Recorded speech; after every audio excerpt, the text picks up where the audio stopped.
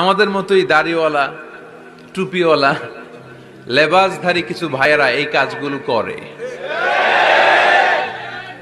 তারা বড় বড় রাজনীতিবিদদের কান ভারী করে আমাদের বিরুদ্ধে। তারা বুঝাতে চায় যে আমি দেশের বিরুদ্ধে কথা বলি, কিন্তু দেশের বিরুদ্ধে আমরা কখনো কথা বলি না, কারণ আমরা প্রত্যেকে বাংলাদেশ।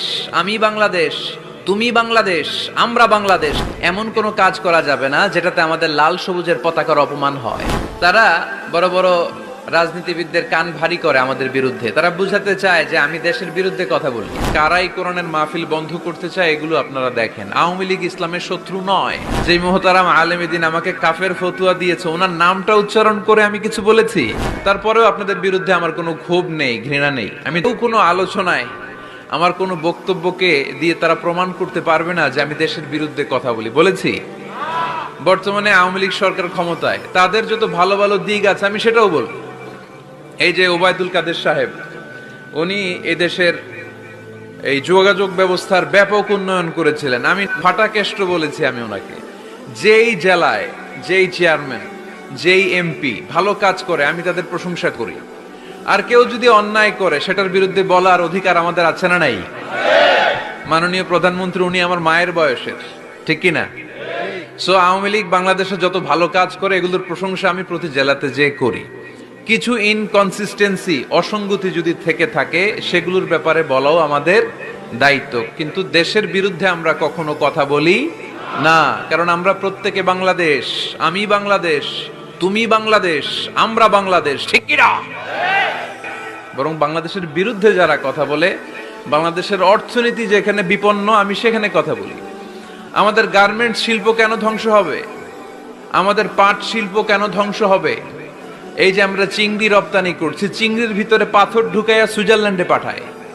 ওইখানে অডিট কমিটি পাইছে বাংলাদেশ থেকে আসা চিংড়ির ভিতরে পাথর, এরা চুক্তি ক্যান্সেল করে দিয়েছে। আমরা এগুলোর বিরুদ্ধে কথা বলি। আমরা চাই না বাংলাদেশের ইমেজ বাইরে নষ্ট হোক। শুধু দেশেই আমি এভাবে কথা বলি না, আমি পৃথিবীর অনেক জায়গায় কথা বলি।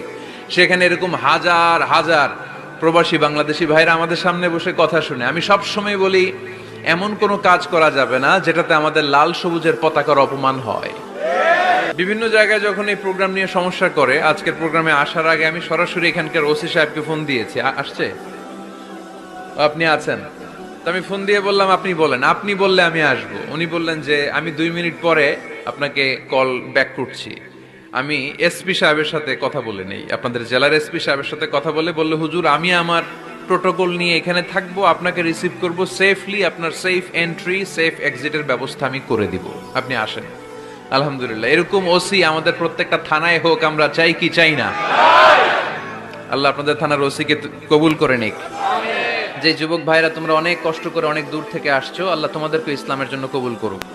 আমি আমার খুতবার শুরুতে একটা সূরা তেলাওয়াত করেছিলাম। সূরাটার নাম হচ্ছে সূরাতু আল ইনশিরাহ।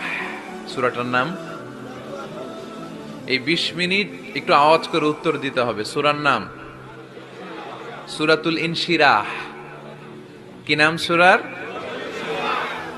কোন কোন কোরআনের নুসখায় এই সূরাটাকে আপনি দেখবেন সূরাতু আশ-শারহ নামেও অভিহিত করা হয়েছে। ইনশিরাহ মানে খুলে দেওয়া, ইনশিরাহ মানে প্রশস্ত করে দেওয়া।